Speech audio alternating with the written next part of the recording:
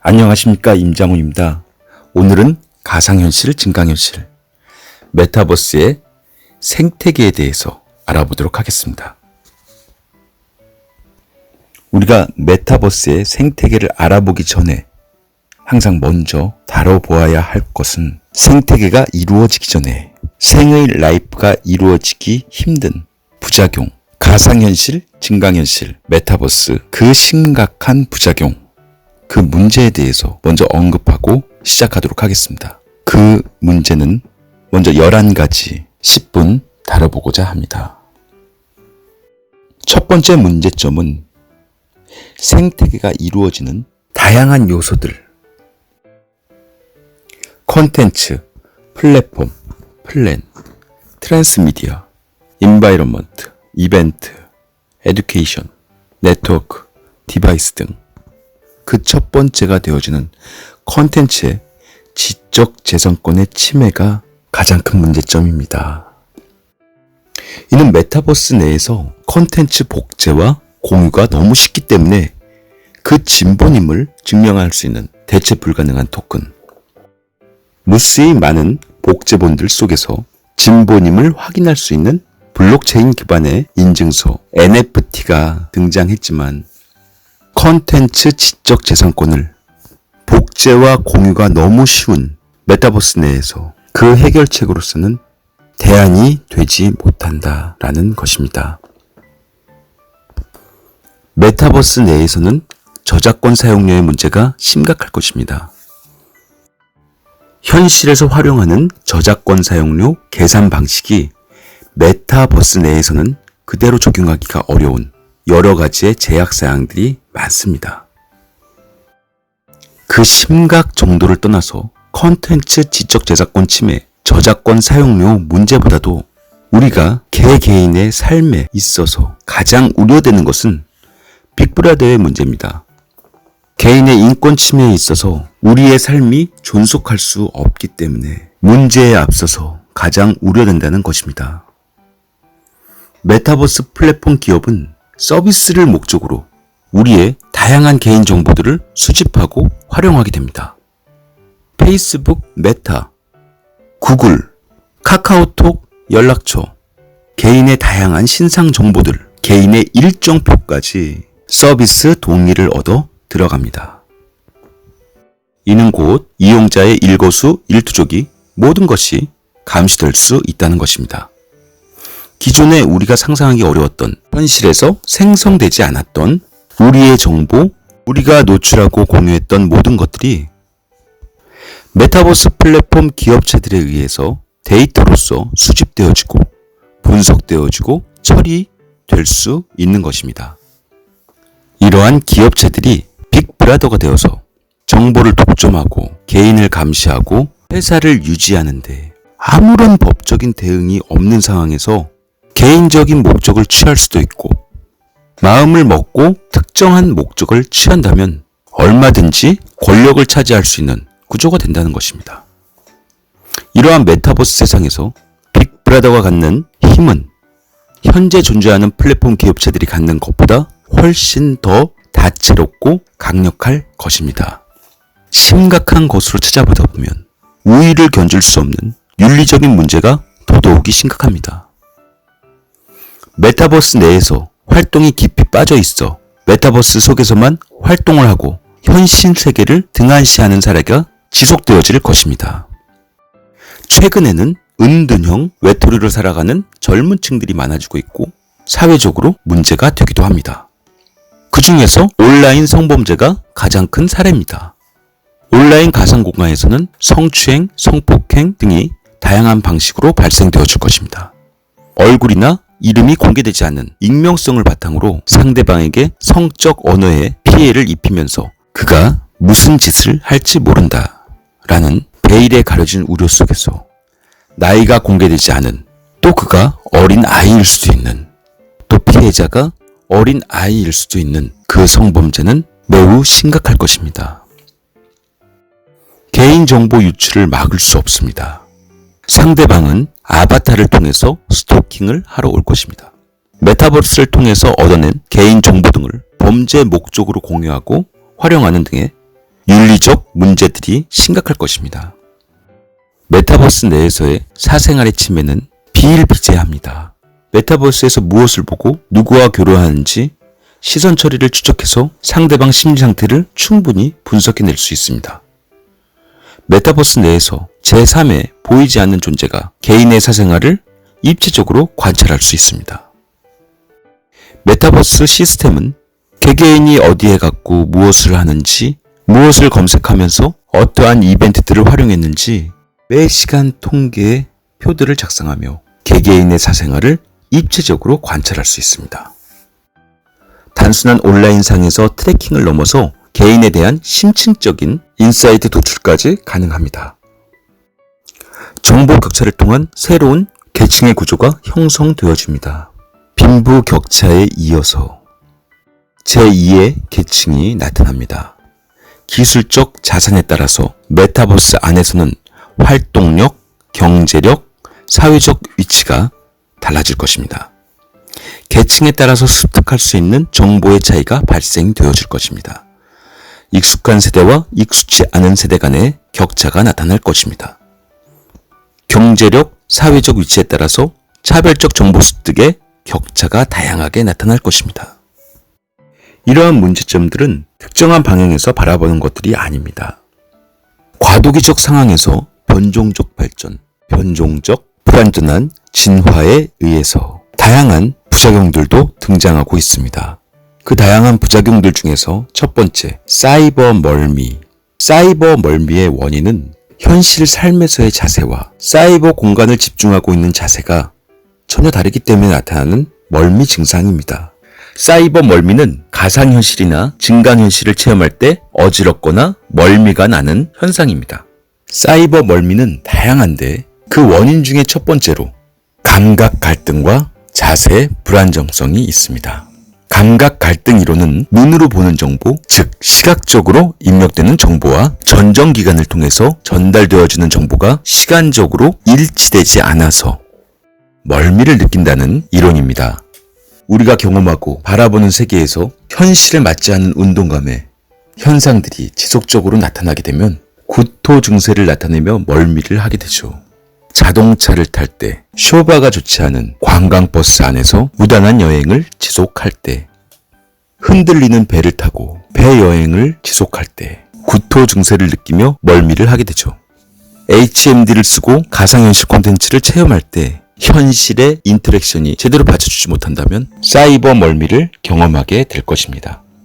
우리가 자동차를 타고 여행을 즐길 때 운전석과 승객석은 멀미의 빈도가 다릅니다. 운전하는 사람은 차가 어느 쪽으로 갈지 예측이 가능하지만 운전하지 않는 사람은 예측이 불가능합니다.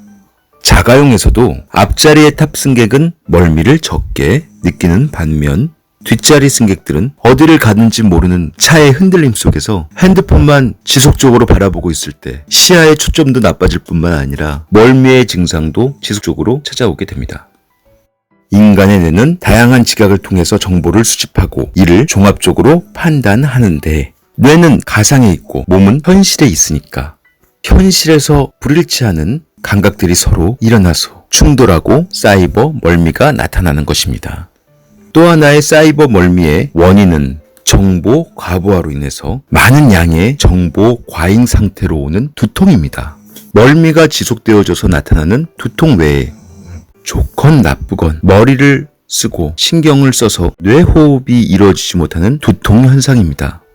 인간이 아닌 사이버 인간을 만나면서 인간의 정보 처리 능력을 넘어설 정도로 많은 양의 정보를 받게 되면 정보의 과부하 상태가 일어납니다. 인간의 두뇌는 컴퓨터와 다릅니다. 컴퓨터처럼 계산할 수가 없고 수많은 빅데이터를 두뇌에 집어넣을 수 없습니다. 그러한 인간이 뇌의 구조가 다른 컴퓨터와 사이버 공간에서 인간적인 교류를 하게 되면 어떤 현상이 발생될까요? VR, UX 디자인, VR 사용자 경험 디자인에서 휴먼 팩터를 다루게 될 것입니다. 휴먼 팩터에서 등장하는 불쾌한 골짜기 이론은 가상현실 속의 캐릭터의 모습들이 인간과 흡사해질수록 우리는 사이버 인간과 교류를 하고 그 인간성을 채취를 하지만 어느 시점에 이르게 되면 강한 거부감을 느끼게 됩니다. 로봇에게 인간성을 어떻게 느껴야 할까요? 우리는 정보의 중요성에 대해서 끊임없이 인지할 수밖에 없습니다. 정보의 과부하는 세 가지 주의 현상으로 나타납니다. 선택주의, 초점주의, 분산주의. 선택주의는 특정 대상을 탐색하고 이에 주의를 기울이게 되는 현상입니다. 초점주의는 시야의 한 영역이나 대상에 집중적으로 주의를 기울이는 것입니다. 분산주의는 선택주의나 초점주의와는 다르게 여러 가지 일들을 동시에 하도록 둘 이상의 대상에 주의를 기울이게 하는 것들입니다. 분산주의 상태가 높아지면 높아질수록 그 집중도가 흔들리다가 운전 중에, 도보 중에, 시험 기간 중에, 산행 중에 모든 것을 놓쳐버리고 마는 경우가 그러한 사고들이 많이 발생하기도 합니다. 하나의 미디어 기술의 과도기적인 발전에 따라서 가상현실과 메타버스의 변종적 진화에 따른 그 문제점은 어마어마하게 큽니다. 가상현실 메타버스에서 콘텐츠 제작 시스템은 제작, 송출, 이용 환경이 네트워크로 연결되기 때문에 콘텐츠 서비스의 구성 요소 중에서 단 하나라도 보안 위협에 노출이 되어진다면 제작 시스템의 균형은 깨지게 되어질 것입니다. 인류가 도구를 만들어서 그러한 도구들은 삶의 현실을 윤택하게 해주어야 할 도구임에도 불구하고 현실과 너무나도 똑같이 닮아 있어서 현실에 대응하는 그 유익함 외에 다양한 문제점들이 제시되어지고 있습니다. 그 첫 번째는 가상과 현실의 모호성입니다. 소셜게임인 동물의 숲에서는 친구의 결혼식, 졸업식, 생일 파티 등의 여러 플레이어들이 함께 참석할 수가 있습니다. 가상 공간에서 누군가와 함께 있을 수 있다는 것은 정신 건강에 좋은 영향을 미치는 장점입니다. 실제 현실에서 매일 쌓이는 스트레스를 게임을 통해서 회복할 수 있다는 좋은 연구 결과도 나왔습니다. 하지만 그러한 좋은 장점 때문에 우리가 육체적으로 존재하는 세계를 피해서 가상현실 속에서 보내는 시간이 길어지고 그 몰입도가 높아지게 되는데 이로써 가상현실 중독과 현실 도피라는 문제가 발생되어지고 있습니다. 앞으로는 더욱 메타버스가 일상화되어지고 실제 삶보다 더 나은 삶이라고 생각하면서 현실과 단절하게 되는 경우가 많아질 것입니다. 가상현실 세계가 게임에 국한되는 것은 아니지만 그만큼의 몰입도가 불러올 위험도 배제할 수 없습니다. 여러 가지로 어려운 현실에 부딪힌 사람들은 현실의 관계를 포기하고 가상현실 세계에서 삶의 만족을 추구할 것을 생각할지도 모르기 때문입니다. 가상현실은 인간의 감각을 현실처럼 인식시키기 위해서 오감을 자극합니다. 오감은 뇌에서 내린 명령을 수행하는 기관으로 결국 가상현실 콘텐츠를 현실처럼 느끼게 하는 일은 얼마나 인간의 뇌를 속일 수 있는가에 달린 셈인 것이죠. 기술이 인간의 뇌를 속일 때 정신 상태는 아무런 문제가 없는지 생각해 보아야 할 것입니다. 인간은 직접 보는 것만 믿는 경향이 있어서 현실에 존재하지도 않는 것인데 현실에 존재하지도 않는 것을 알면서도 보이니까 그 대상을 결국 믿기도 합니다. 우리가 믿지 않아도 우리가 오감에 반응하는 그 대상을 우리의 감각기관이 믿게 되는 것입니다. 우리는 가상현실 메타버스에 대해서 지금 현재의 변종적인 진화에 대해서 메타버스의 부작용을 준비한 메타버스 관련 기술, 산업의 융합협력으로 이루어진 우리 현실의 삶을 위한 메타버스 부작용을 극복한 인류 삶의 생태계를 구축하기 위한 메타버스를 추구해야 할 것입니다. 단순한 게임, 가상현실의 문제점의 관점에서 벗어나서 현실과 가상을 넘나드는 새로운 상위 인류, 그 삶의 플랫폼으로 접근해야 할 것입니다. 정보의 과부하로 인해서 사이버 공간에 주의를 기울이다가 현실의 주요한 대처 상황들을 놓치면서 일어나는 사고들이 많아지고 있습니다. 네트워크 상에서의 문제점으로 보안의 위협은 매우 큰 침해 사고로 나타나고 있습니다. 신원 도용의 문제, 데이터 변조의 문제, 작업 수행에 대한 부인 문제, 권한이 없는 사용자에게 정보 제공의 정보 유출 문제, 정상적인 서비스 제공에 방해가 되어지는 서비스 거부 문제, 권한 상승의 문제, 이러한 문제들이 전부 보안 위협의 문제입니다. 인간의 뇌가 현실을 충분히 인지하면서도 우리가 가상현실을 살아가게 되면 가상현실이 현실일 수밖에 없는, 충분히 알면서도 가상현실이 현실일 수밖에 없는 중독성의 문제가 있습니다. 이러한 문제점들을 먼저 제시한 것은 우리가 메타버스, 가상현실, 증강현실, 혼합현실, 실감 콘텐츠들을 충분히 적응하고 있기 때문입니다. 이 시점에서 진정한 메타버스의 생태계를 구축할 준비를 하지 않고서는 안 됩니다. 우리는 메타버스 부작용을 준비한 메타버스 관련 기술, 산업들을 융합한 협력으로 이루어진 메타버스 부작용의 상체를 가진 메타버스 상위 인류로서 이를 극복한 생태계 구축을 준비해야 합니다. 단순 게임, 가상현실 문제점의 관점에서 벗어나서 현실과 가상현실을 넘나드는 새로운 상위 인류의 삶의 플랫폼으로 접근을 해야 합니다. 새로운 플랫폼으로서 메타버스를 구현하기 위해 그 관련 기술들을 유기적으로 연결해야 합니다. 기술적인 측면뿐만 아니라 가상현실, 증강현실 산업을 아우르는 전반적인 생태계 구축이 필요한 것이죠.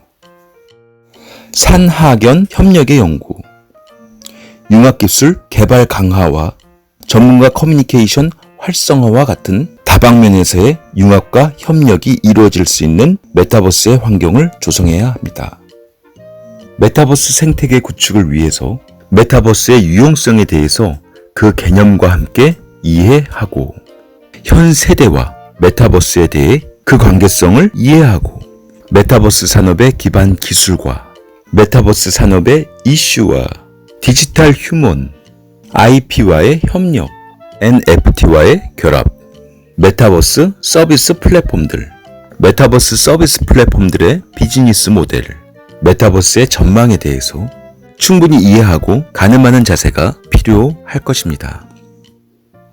메타버스를 먼저 다루고 메타버스의 개념을 이해하고 메타버스의 산업, 메타버스 플랫폼, 메타버스의 미래 등에 대해서 알아보고 이어 나아갈까 합니다. 그 이유는 메타버스에 대한 이슈가 사회적으로 극도로 오르고 있고 본 수업에 대해 주요한 부분이기 때문입니다. 메타버스를 먼저 다루고자 합니다.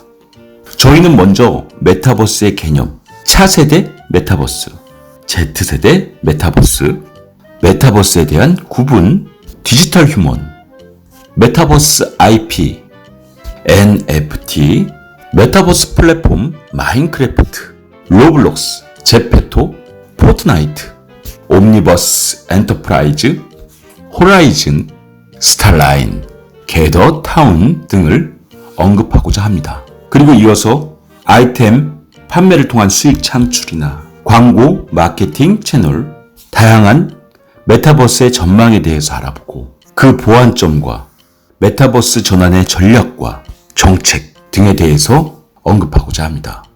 메타버스는 초월, 가상을 뜻하는 메타와 세계, 우주를 뜻하는 유니버스를 합친 용어입니다. 정치와 사회, 문화 등 모든 영역에서 현실 세계를 가상과 융합해서 옮겨 놓은 디지털 가상세계, 일종의 초월적인 세계를 의미합니다.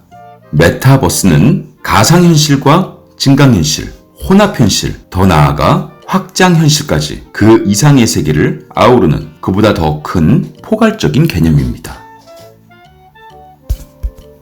역사적으로도 그렇습니다. 가상현실이 먼저 등장하게 되었고 그리고 증강현실이 등장되어지고 이어서 혼합현실과 확장현실 그리고 지금은 혼합현실과 확장현실 그 모두를 아우르는 메타버스라는 용어가 등장하게 되었죠. 메타버스에서는 가상 혹은 디지털 세계 속에 나라는 존재적인 의미가 현실 속에서 나를 대처하는데 이를 아바타라고 합니다.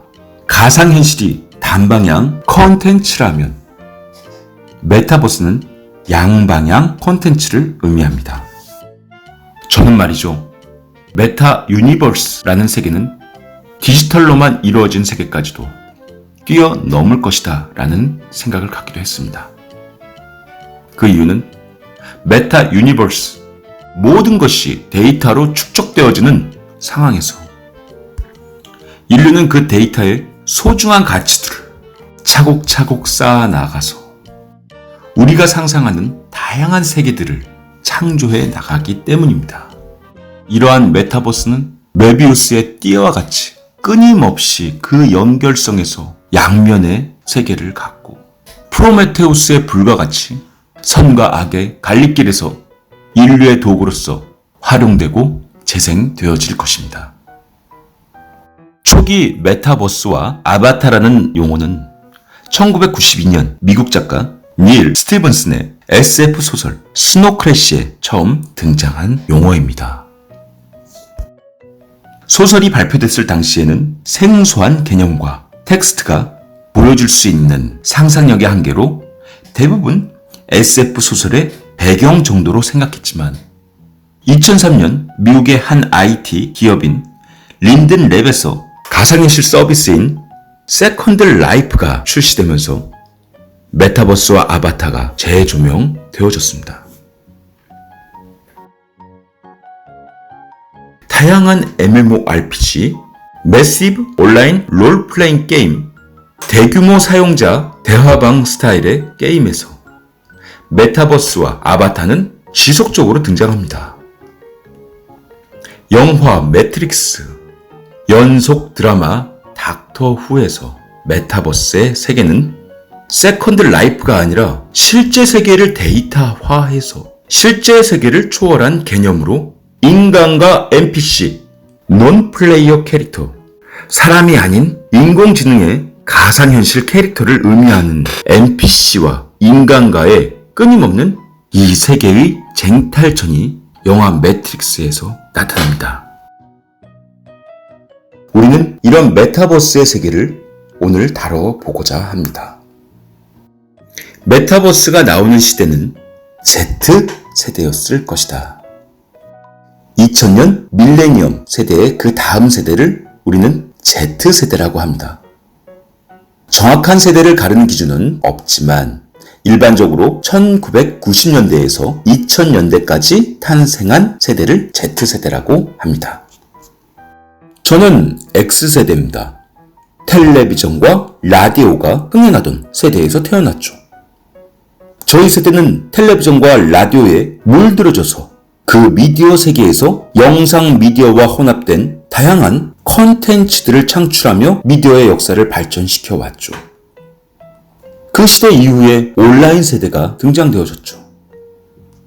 그 온라인은 전 세계의 네트워크 연결망과 스마트 미디어와 결합된 다양한 가상현실의 미래의 디지털 세계를 창출할 것입니다. Z세대는 온라인 환경이 구축된 후에 그 이후에 태어난 세대이기 때문에 우리가 영상 미디어에 친숙했다면 그 Z세대는 온라인 디지털 미디어 환경에 우리보다 더 친숙한 세대고 그 세대는 Z세대의 전폭적인 지지를 메타버스로 이어나가는 듯 합니다. 메타버스는 가상현실, 증강현실 기술의 발달로 차세대 인터넷 시대를 주도할 새로운 패러다임으로 떠오르면서 사회 경제적 활동은 게임, 엔터테인먼트, 음악, 콘텐츠 산업 등으로 그 중심으로 확장되어 나아가고 있습니다. 이러한 메타버스는 산업에 있어서 주요 기술로 등장하기 시작했습니다. 미국의 기술 연구 단체들은 메타버스를 증강현실, 라이프 로깅, 거울세계, 가상세계의 4가지 유형으로 구분하였습니다. 현실세계에 이어서 현실세계의 정보나 그래픽을 추가하여 현실의 다양한 정보를 보여주는 증강현실. 그러한 증강현실에 이어 사물과 사람에 대한 경험, 다양한 디지털 환경까지 결합하는 라이프 로깅, 가상적 증강현실. 그러한 라이프 로깅에 이어서 현실 세계를 그대로 반영하여 정보적으로 확장시킨 가상세계, 디지털 트윈, 거울 세계를 의미합니다. 증강된 가상현실 세계를 의미하는 겁니다. 그리고 디지털 트윈에 이어서 거울 세계에 이어서 보다 확장된 개념의 가상현실 세계, 확장현실 세계가 등장되어지는 것이죠. 이렇게 세 가지 유형, 증강현실, 라이프 로깅, 거울 세계, 확장된 가상 세계에 대해서 알아보도록 하겠습니다. 증강현실은 현실 공간에 다양한 현실의 정보, 텍스트와 그래픽, 3차원 가상의 물체들을 겹쳐서 상호작용하는 환경입니다. 위치 기반의 네트워크 시스템들을 스마트 환경에서 구축한 환경입니다. 그 활용 분야는 AR 글라스, 차량용 HUD, AR 원격 협업 등이 대표적인 환경으로 등장되어졌습니다. 라이프 로깅은 사물과 사람에 대한 다양한 경험들, 정보들, 사물 인터넷 서비스를 통해서 가공되고 공유되고 생산되고 거래되는 기술들입니다. 센서와 카메라와 소프트웨어 기술들을 활용해서 인간의 삶에 사물의 다양한 정보들이 기록되고 가공되고 재생산되고 공유되어져서 나타나는 기술들입니다. 다양한 웨어러블 기기들, 지능형 CCTV 기술들이 그 대표적인 활용 분야라고 말씀드릴 수 있습니다. 애플 워치 등이 그 기술의 일례죠. 거울 세계는 현실 세계를 그대로 반영하되 정보적으로 확장된 가상 세계를 의미합니다. 4차 산업혁명에서 디지털 트윈을 가리키는 세계죠. 3D 가상 지도를 비롯해서 위치 식별의 모델링 기술, 라이프 로깅 기술을 활용하는 디지털 트윈을 의미합니다. 지도 기반의 서비스와 구글 어스 등이 포함되어지는 것이죠. 가상세계는 가상현실에서부터 비롯된 확장현실을 의미합니다. 디지털 데이터로 구축한 가상세계에서 사용자 자신이 투영된 아바타 간의 상호작용, 대규모 사용자 커뮤니티를 이루는 온라인 멀티플레이어 월드, 소셜 가상세계, 2000년 밀레니엄 이전부터 진행되어져 왔던 MMORPG, 한국형 온라인 롤플레잉 게임 등 지금의 제페토, 로블록스, 이프랜드 등이 가상세계에 포함되어집니다. 4차 산업혁명 이후에 디지털 트윈이 등장되어졌습니다. 이를 거울 세계라고 합니다. 현실 세계를 3차원 디지털로 구현하고 여기에 디지털의 정보로서 확장시킨 가상세계를 의미합니다. 대표적으로 구글 어스가 포함되죠. 구글은 다양한 미디어를 전략적으로 산업화시키면서 스마트 미디어, 모바일 핸드폰에 이어서 손목 시계까지 등장시킵니다. 사물과 사람에 대한 일상적인 경험과 정보를 캡처하고 저장하고 묘사하는 기술을 만들어냅니다. 유저, 사용자들은 일상생활에서 일어나는 모든 순간들을 텍스트, 영상, 사운드 등을 캡처하고 그 내용을 서버에 저장하고 이를 정리하고 다른 사용자와 시스템화시키는 기술들을 만들어냅니다. 모든 것까지 라이프 로깅이 이루어지게 되는 것이죠.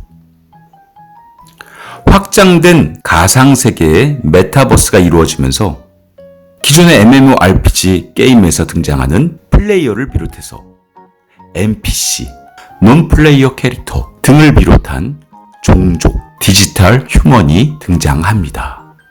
디지털 휴먼은 메타버스 공간에서 사람이거나 사람처럼 행동하는 NPC거나 이러한 사람에 해당하는 캐릭터들을 디지털 휴먼이라고 일컫습니다. 실제 인간을 대변하는 아바타라든가 NPC와 같은 실존하지 않는 가상인간 두 부류로 분류할 수 있죠. 이러한 디지털 휴먼은 다양한 메타버스 서비스가 확산되어지면서 휴먼 활동들이 증가되기 시작합니다. 지금까지 수많은 디자이너들이 컴퓨터 앞에 앉아서 3차원으로 모델링을 진행하고 사실과 같은 질감으로 표면 매핑을 해오면서 다양한 모션 캡처 장비들을 활용해서 사실처럼 애니메이션하고 애니메이션을 인터랙티브한 기술로서 자신의 스타일로 움직이게 하는 기술, 애니메이션 일렉트로닉스 기술, 애니메트로닉스라고 합니다. 그 기술을 활용해서 디지털 휴먼은 사실처럼 깨어납니다. 지금까지 디지털 휴먼 제작에 많은 비용과 시간, 전문 기술들이 필요했지만 최근에는 인공지능, 클라우드, CG 등의 기술 발전으로 이용이 증가되고 있고 그 활용 분야가 엔터테인먼트 분야, 유통 분야, 교육 분야, 금융 분야, 방송, 점 분야 등으로 확대되고 있습니다. 디지털 휴먼 기술로 제작하는 버추얼 인플루언서가 증가되어지고 있습니다. 버추얼 인플루언서 릴 미켈라는 미국 로스앤젤레스에 거주하는 브라질계 미국인으로 명품 브랜드 모델로 활동하는 가상현실의 인간입니다. 버추얼 인플루언서 이마는 하라주쿠 매장에서 사흘간 먹고 자며 요가하고 청소를 하는 일상을 보내는 가상현실의 NPC입니다. 버추얼 인플루언서 LG의 김레아는 미래에서 온 아이라는 뜻으로 올해 23살 싱어송라이터 겸 DJ로 설정된 NPC입니다. 과거 1998년에 데뷔했던 사이버 가수 아담과 루시아는 콘셉트만 가상인간이었고 3D 캐릭터에 가까워서 어색한 느낌이었는데 최근에 디지털 휴먼 기술로 제작되는 버추얼 인플루언서들은 실제 사람과 흡사하고 생활 양식조차 사람처럼 행동하는 사람은 아니지만 사실적인 인간으로 등장하고 있습니다. 코로나19 팬데믹 현상의 장기화가 진행되어지면서 가상인물의 노출도가 높아지고 그 이질감이 줄어들고 있습니다. 특히 MZ세대를 중심으로 큰 인기를 얻고 있습니다. 2021년 3월에는 가상현실 엔진 기술에서 유명한 언리얼 엔진이 디지털 휴먼을 굉장히 빠르고 쉽게 만들 수 있는 툴 서비스인 메타 휴먼을 공개했습니다. 메타 휴먼은 사실감에 기반한 최고 품질의 디지털 휴먼 제작이 가능한 도구입니다. 전문가들이 모여서 몇 주 또는 몇 개월이 소모되는 리얼타임의 디지털 휴먼 제작 시간을 1시간 내로 단축시킨 기술입니다. 지금까지의 메타버스 기술들이 양산되어지면서 이러한 메타버스 기술들은 산업과 연관되어지고 이러한 메타버스 산업은 다양한 IP와 협력을 이루게 됩니다. IP는 컨텐츠를 기반으로 각종 부가사업과 확장을 가능하게 하는 지식재산의 묶음으로 등장된 기술입니다. 한국 콘텐츠 산업에서는 영화, 드라마, 웹툰, 웹소설, 매니지먼트, 게임 등 분야를 막론하고 가장 뜨거운 주제로 등장하게 됩니다. 싱어 가족을 만든 유아 콘텐츠 브랜드 핑크퐁도 강력한 IP를 바탕으로 하고 있습니다. 싱글 앨범 더 스콧의 발매를 앞둔 래퍼 트래비스 스콧은 자신의 신곡을 발표한 쇼케이스 무대로 포트나이트 내 3차원 소셜 공간인 파티 로열을 택하고 이곳에서 아바타로 변신해서 가상 콘텐츠를 진행했었습니다. 이 공연을 관람하기 위해서 전 세계 총 123만 유저가 동시에 접속했고 약 221억 원에 해당하는 게임 내 상품 판매 수익을 올렸습니다. SNS상에서 아바타가 신고 있었던 나이키 신발의 모델명이 뭔지 한동안 화제가 되기도 했습니다.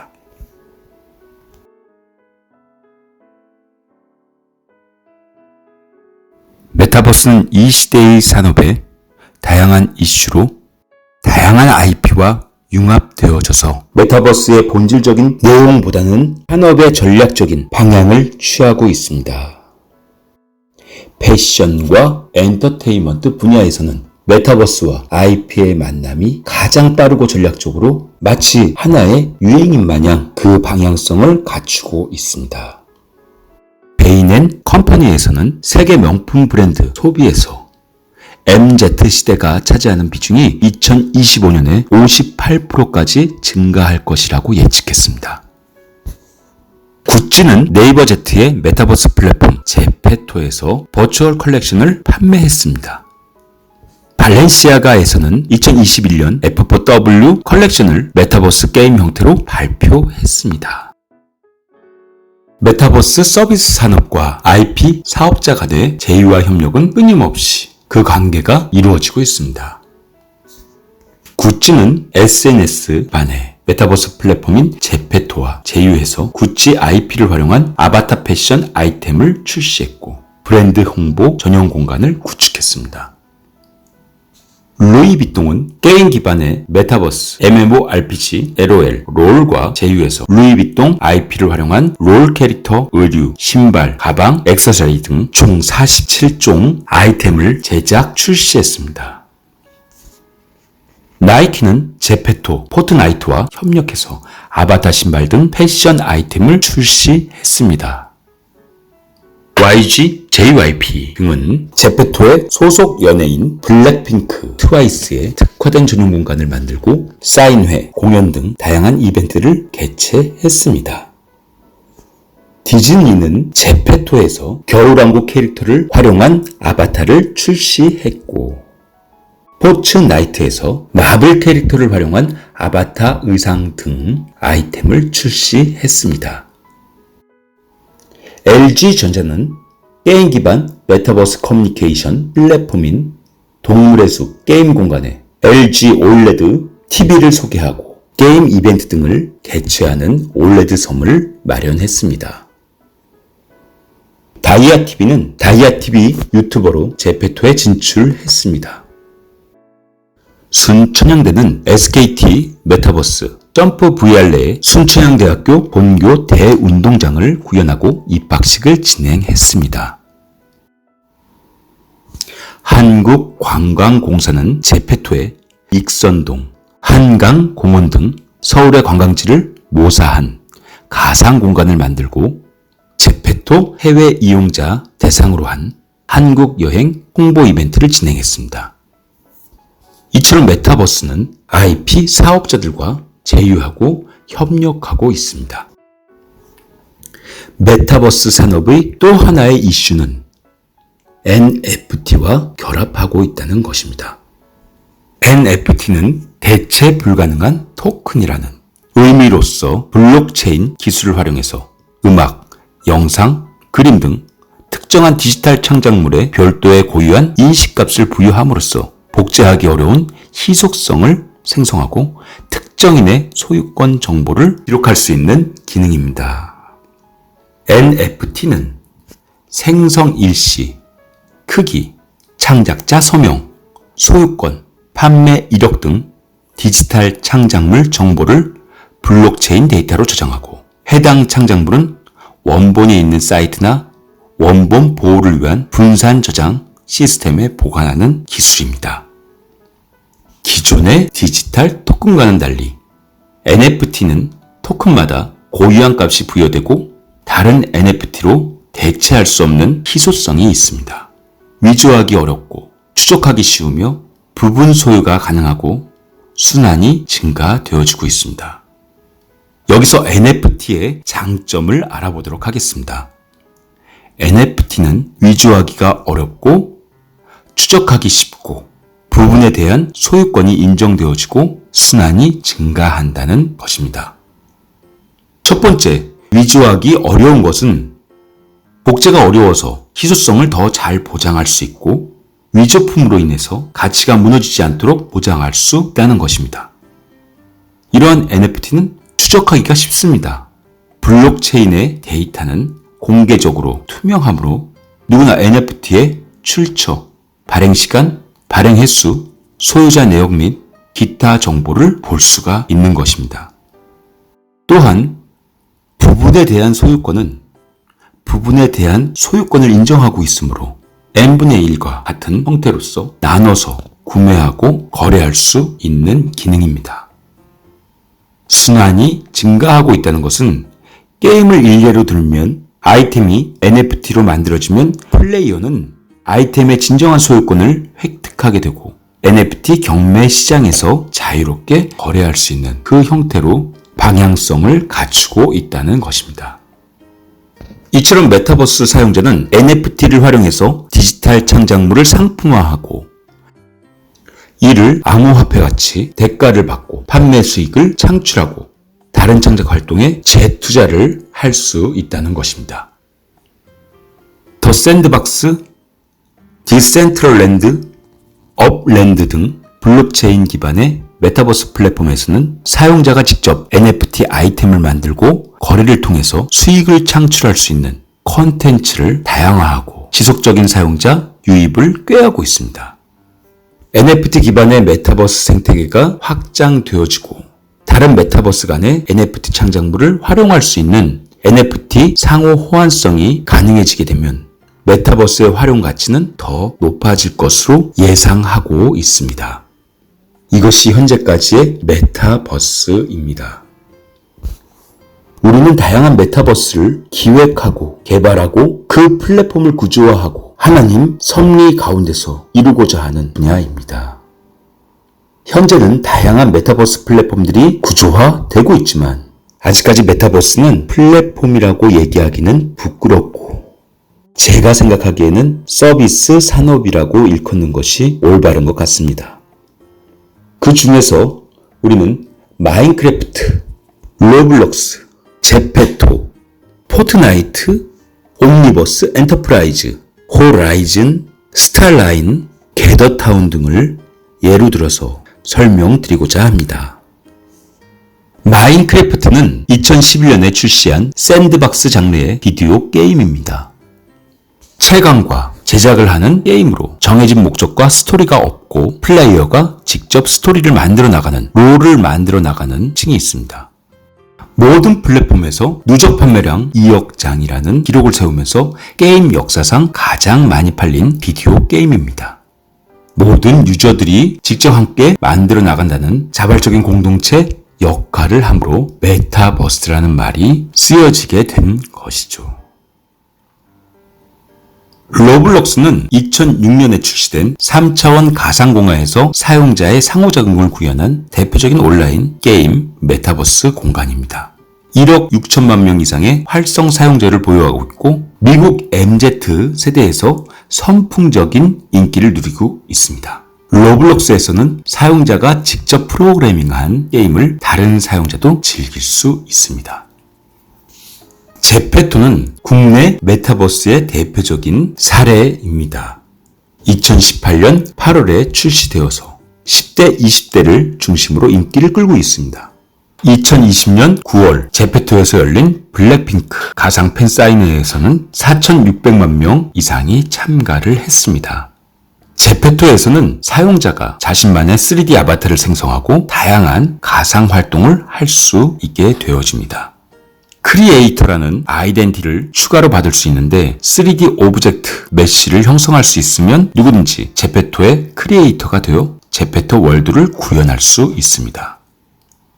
포트나이트는 전 세계적인 인기를 누리고 있고 포트나이트의 이용자는 2020년 기준으로 3억 5천 명을 넘어섰습니다. 2020년 9월에는 포트나이트 메인 스테이지에서 방탄소년단이 안무 버전의 뮤직비디오를 출시하였고 전 세계 최초로 공개되었습니다. 특히 미국의 10대에서 또래들과 소통을 위한 플랫폼으로 폭발적인 인기를 얻고 있습니다. SNS가 단순히 사람들 간의 소통을 주요 콘텐츠로 삼았다면 포트나이트는 게임까지 할 수 있는 그러한 플랫폼입니다. 우리는 옴니버스 엔터프라이즈를 주목해 볼 필요가 있는데요. GTX 2021년 행사에서 엔비디아가 공개한 기업을 위한 메타버스 플랫폼입니다.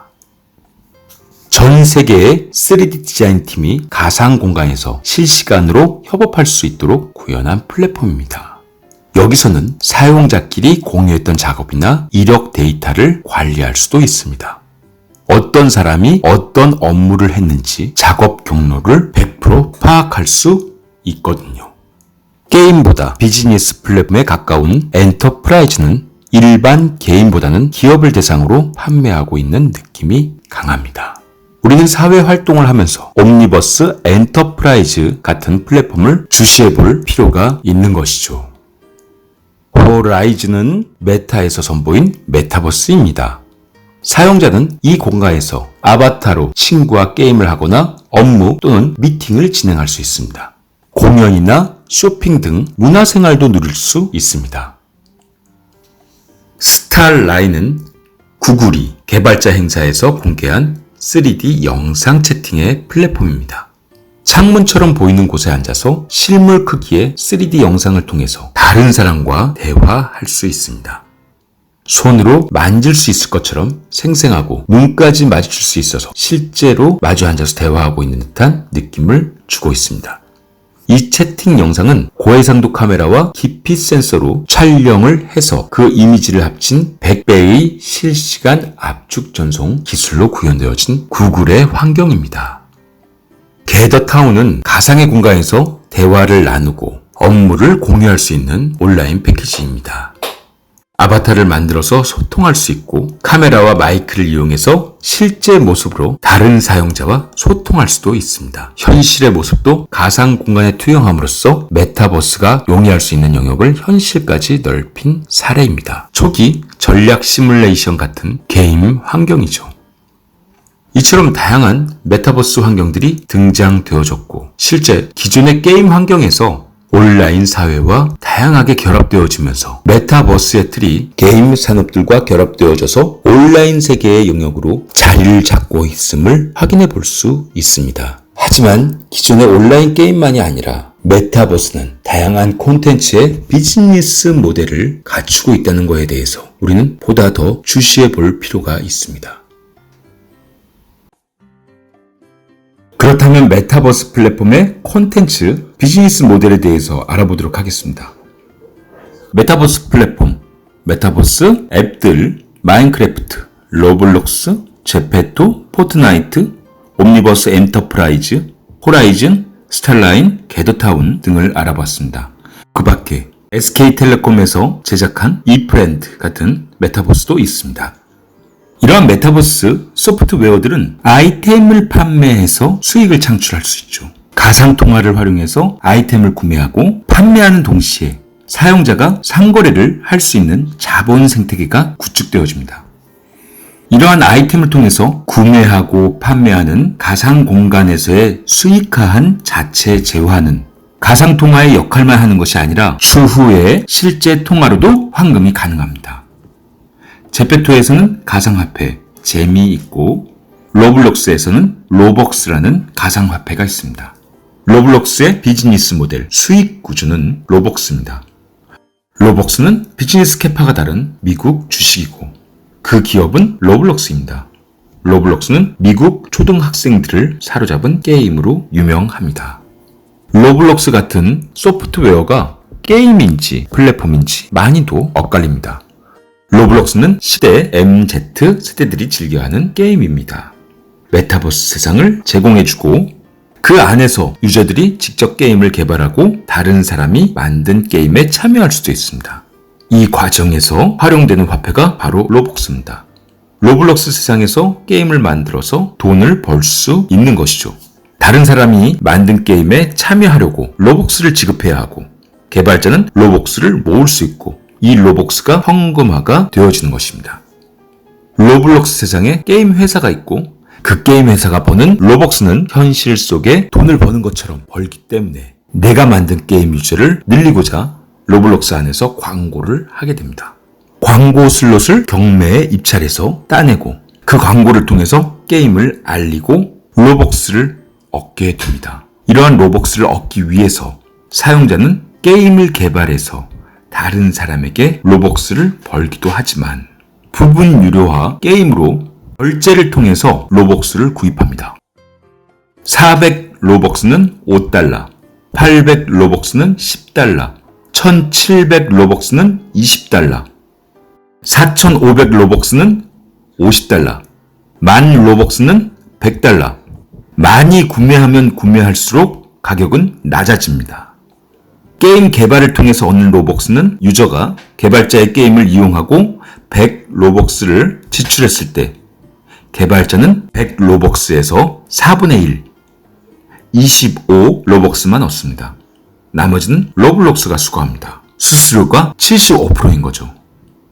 이런 로벅스를 현금화하기 위해서는 10만 로벅스를 그 이상을 모아야 하고 로벅스를 단순 구입할 때는 10만 로벅스가 약 $1000이지만 현금화할 때는 10만 로벅스는 $350로 판매할 수 있습니다. 이런 로블록스는 로벅스를 결제하는 이용자들을 통해서 매출을 만들어내어서 비즈니스 모델을 갖춘 것이죠. 이용자들이 결제할 수 있도록 재미있는 게임을 만들어내는 개발자들이 계속 생겨나고 그 때문에 유지되는 것이죠. 개발자들도 로벅스를 사용하죠. 또 로블록스는 현금화하려는 유저들이 계속 생겨나기 때문에 로벅스를 현금화하려면 매월 $5씩 지불하는 로블록스 프리미엄 구독을 하게끔 하고 개발자들도 로벅스를 소비하게 하도록 했습니다.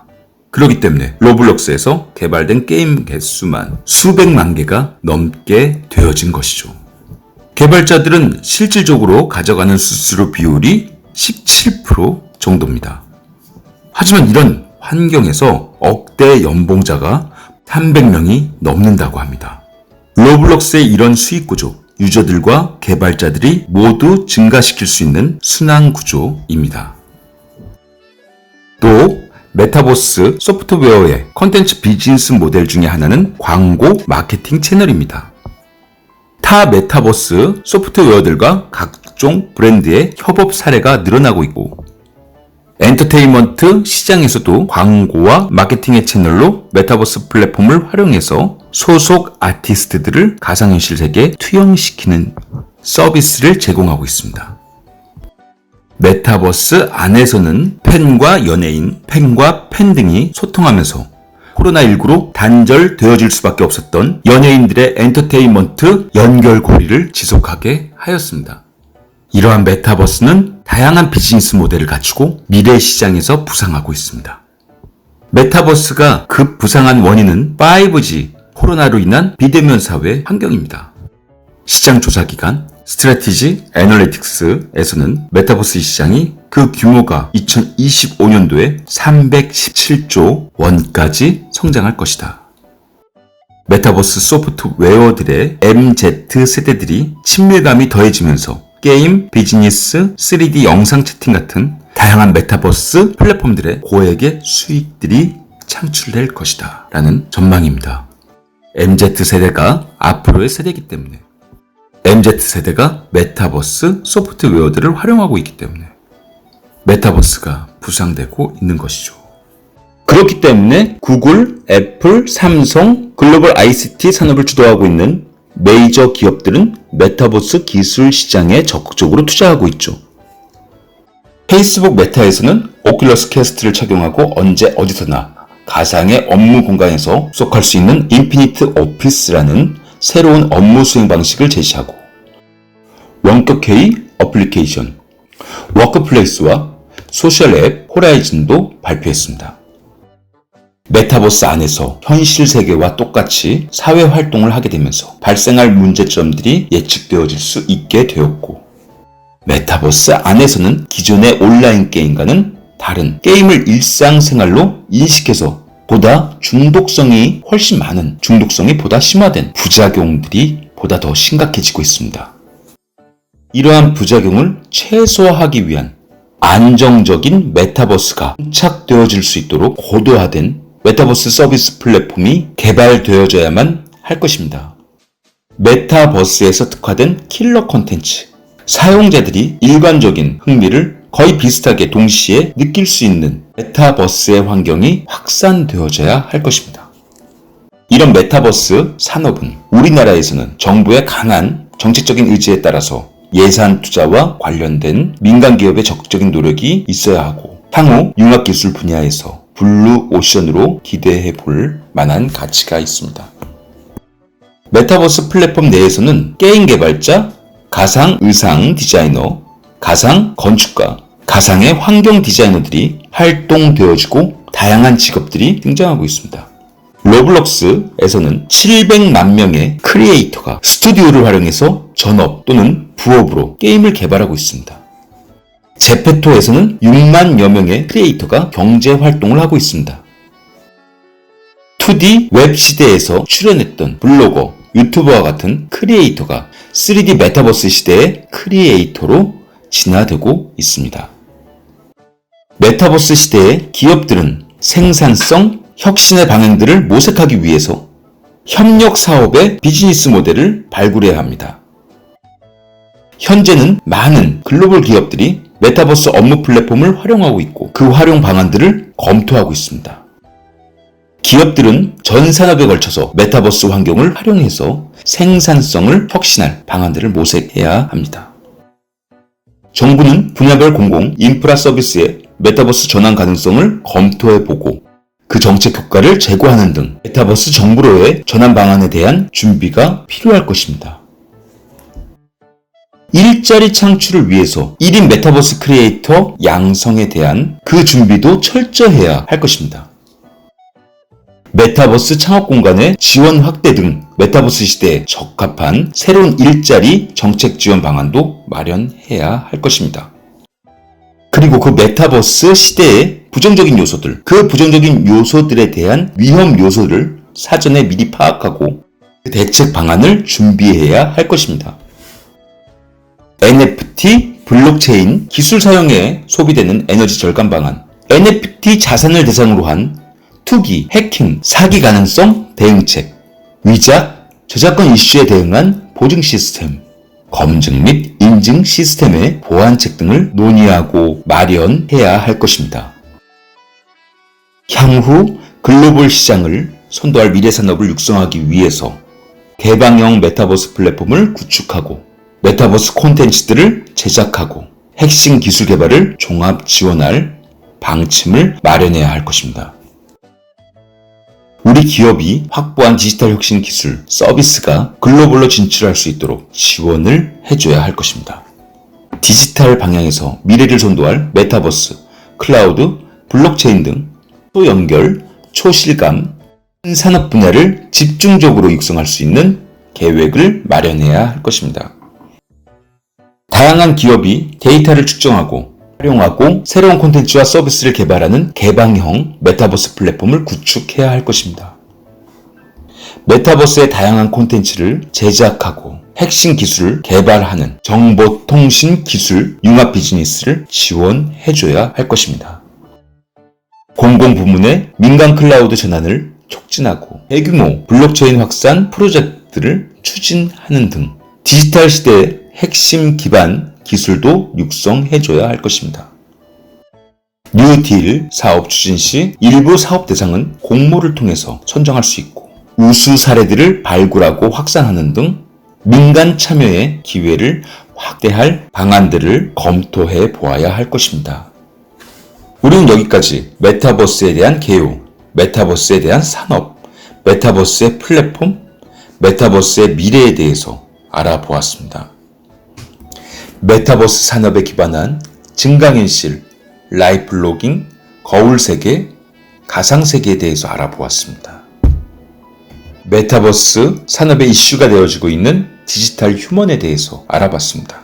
아바타에 대해서 디지털 휴먼, 버추얼 인플루언서, 릴 미켈라, 이마, 김레아 이러한 디지털 휴먼을 굉장히 빠르고 쉽게 만들어낼 수 있는 툴 서비스 메타 휴먼을 활용할 수 있는 언리얼 엔진, 다양한 IP, NFT, 메타버스 소프트웨어, 마인크래프트, 로블록스, 제페토, 포트나이트, 옴니버스 엔터프라이즈, 호라이즌, 스타라인, 게더타운 등 메타버스 플랫폼의 다양한 콘텐츠들을 대상으로 해서 그 비즈니스 모델을 만들고 아이템을 만들어서 판매하고 가상화폐에 대한 비즈니스 모델을 만들어서 메타버스 소프트웨어를 유지하는 등 다양한 메타버스 전략에 대해서 우리가 준비해야 할 보완점과 대비 방안들이 바로 이 메타버스의 주요한 관점이라는 것입니다. 여기까지 메타버스에 대해서 알아보셨습니다.